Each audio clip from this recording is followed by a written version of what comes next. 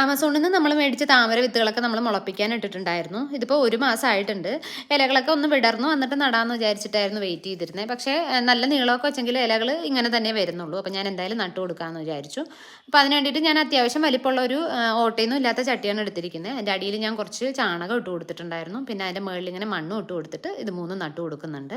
അപ്പോൾ 11 വെച്ചാൽ ഈ 3 മാത്രമാണ് പ്രോപ്പറായിട്ട് വളർന്നു വന്നിട്ടുണ്ടായിരുന്നത്. ബാക്കി 2-3 ഇങ്ങനെ കിളിർപ്പ് വന്നിട്ട് ഒടിഞ്ഞു പോയിട്ടുണ്ടായിരുന്നു. പിന്നെ ബാക്കിയൊക്കെ അഴുകി പോയിട്ടുണ്ടായിരുന്നു. അപ്പോൾ ഞാൻ ഇതിലേക്ക് നട്ടിട്ട് ഇതിലേക്ക് വെള്ളം ഒഴിച്ചു കൊടുക്കുന്നുണ്ട്. പിന്നെ ഉണങ്ങിയ ചാണകം ആയതുകൊണ്ടെന്ന് തോന്നുന്നു കുറേ ചാണകമൊക്കെ ഇങ്ങനെ പൊങ്ങിയിട്ട് വരുന്നുണ്ടായിരുന്നു. അപ്പോൾ ആ പൊങ്ങി വന്നതൊക്കെ ഞാൻ അപ്പോൾ തന്നെ എടുത്ത് കളഞ്ഞിട്ടുണ്ടായിരുന്നു. പിന്നെ ഒന്ന് തെളിയാൻ വെച്ചിട്ട് കുറേ നേരം കഴിഞ്ഞപ്പോഴത്തേക്കും നമുക്ക് ഇങ്ങനെ കുറേ പൊടി പോലെയൊക്കെ വന്ന ചാണകമൊക്കെ ഉണ്ടായിരുന്നു. അതൊക്കെ ഒന്ന് ഇങ്ങനെ ഫിൽറ്റർ വെച്ചിട്ട് നമ്മളൊന്ന് കോരി കളഞ്ഞിട്ടുണ്ടായിരുന്നു. ഇതിപ്പം പിറ്റേ ദിവസം നോക്കുമ്പം ഇങ്ങനെയാണ് നിൽക്കുന്നത്.